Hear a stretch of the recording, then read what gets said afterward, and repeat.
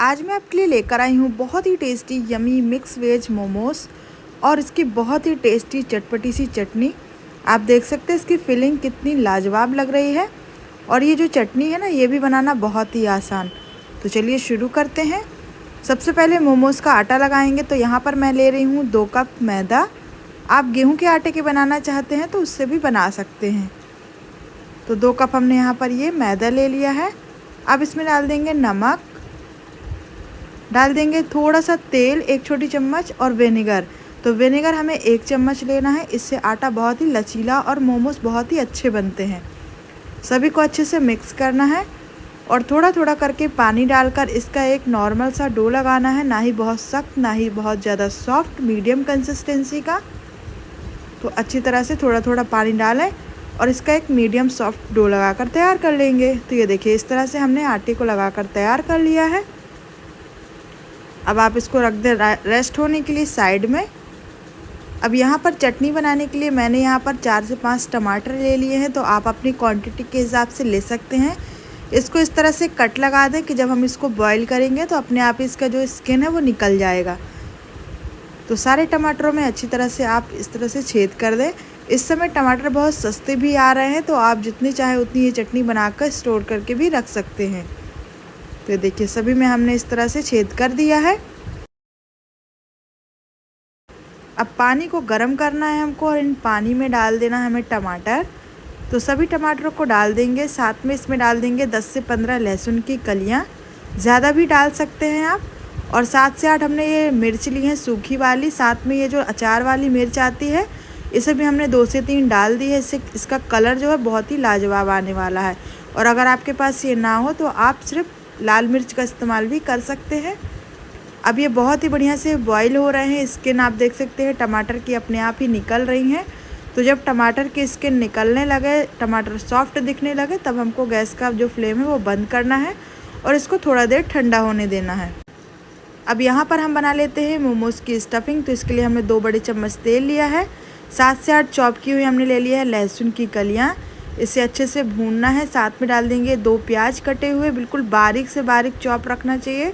तो आप इन्हें चॉपर से भी चॉप कर सकते हैं। तो मैंने यहाँ पर 2 प्याज का इस्तेमाल किया है, मीडियम साइज़ की, आप 1 भी कर सकते हैं। तो प्याज को भी थोड़ा सा भूनना है। इसके बाद हम डालेंगे यहाँ पर चॉप की हुई गाजर, शिमला मिर्च और पत्ता गोभी। तो आप यहाँ पर अपनी मनपसंद किसी भी वेजिस का इस्तेमाल कर सकते हैं। मेरे पास जो भी अवेलेबल थी मैंने वही डाली हुई हैं। साथ में डाल देंगे नमक।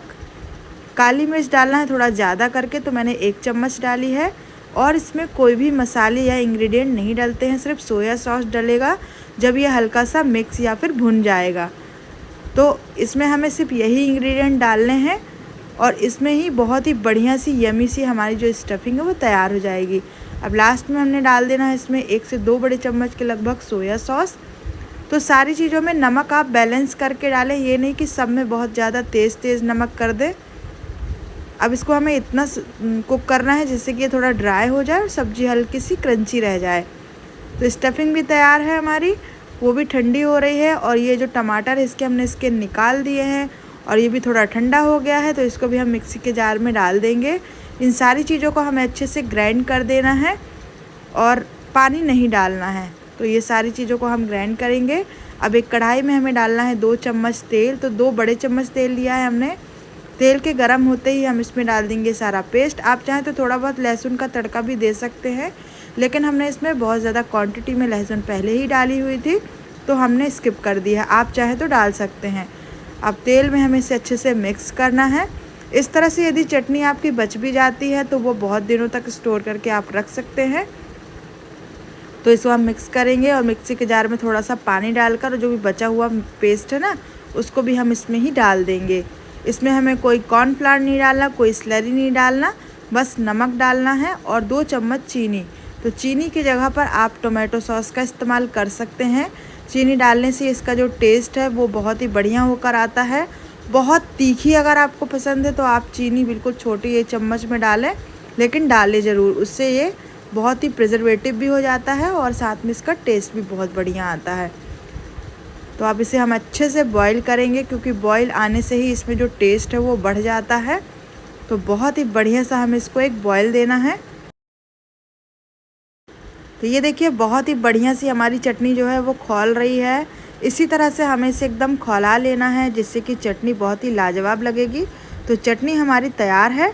अब बारी आती है मोमोज़ बनाने की। तो जब तक में हमने ये सारे प्रोसेस किए ना, तब तक में हमारा आटा जो है वो बढ़िया से सेट हो गया है। इसे एक बार हम और नीट कर लेंगे। विनेगर आप ज़रूर डालिएगा क्योंकि ये विनेगर डालने से बहुत ही बढ़िया मोमोज़ बनते हैं। और जो हम इसको जब कुक करेंगे ना, तो कुक करने में भी बहुत शाइनी बनता है। अब छोटे छोटे पोर्शन में हमें कट करना है क्योंकि बहुत मोटी इसकी नहीं बनानी है हमको मोमोज़ की।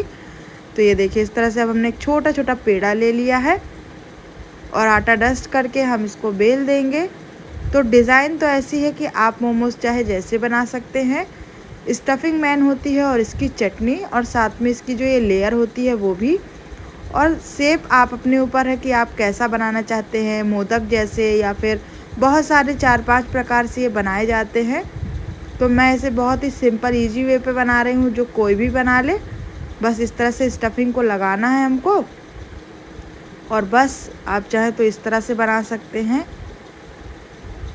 इस तरह से चुन्नट बना ले और इसको हमें इस तरह से इसको ज्वाइन कर देना है। तो ये सबसे इजी तरीका है मोमोज़ बनाने का।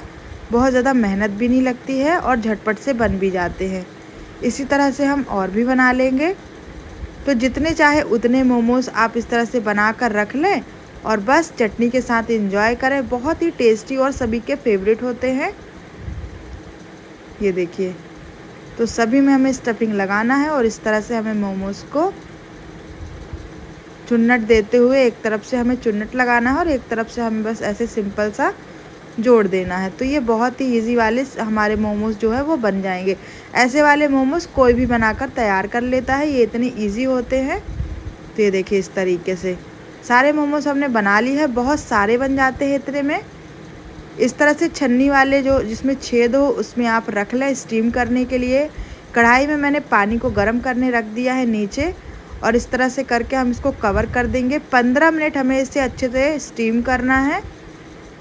15 मिनट के बाद ये देखिए बहुत अच्छे से हमारे मोमोज़ जो है वो अपने आप ही इसकी स्टफिंग दिख रही है, और ये बहुत ही सॉफ्ट और बहुत ही, आपको वैसे ही पता चल जाएगा, टच करने में बिल्कुल भी चिपचिपे नहीं लगेंगे। और स्किन भी आपको देखिए स्टफिंग आपको जो है वो अच्छे से दिखेगी।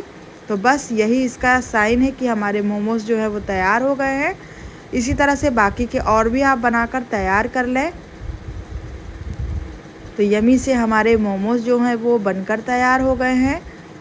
स्टीमिंग आप देख सकते हैं बहुत ओवर भी नहीं हो रही है और बहुत बढ़िया से भी। तो आपको कोई स्टीमर की ज़रूरत नहीं है। इस तरह से छन्नी ले लें और किसी भी कढ़ाई में आप इस तरह से इसे स्टीम कर सकते हैं। और साथ में हमारी तैयार है बहुत ही यमी टेस्टी मोमोज़ की चटनी। तो आ रहा है ना मुंह में पानी।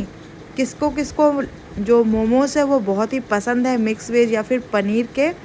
तो इस तरह के आप ज़रूर घर पर बनाकर ट्राई कीजिएगा। बहुत ही यमी और टेस्टी बनते हैं और बहुत ही इजी वे पे। तो आप भी इसे बनाइए, खाइए, फ्रेंड्स और फैमिली के साथ शेयर कीजिए। रेसिपी अगर आपको थोड़ी भी पसंद आती है तो लाइक, शेयर, सब्सक्राइब करना बिल्कुल भी ना भूलें। और अगर आप इंस्टाग्राम में देख रहे हैं तो फॉलो कर लीजिए। मैं मिलती हूँ नेक्स्ट वीडियो में। Thank you, thanks for watching. Enjoy momos chutney.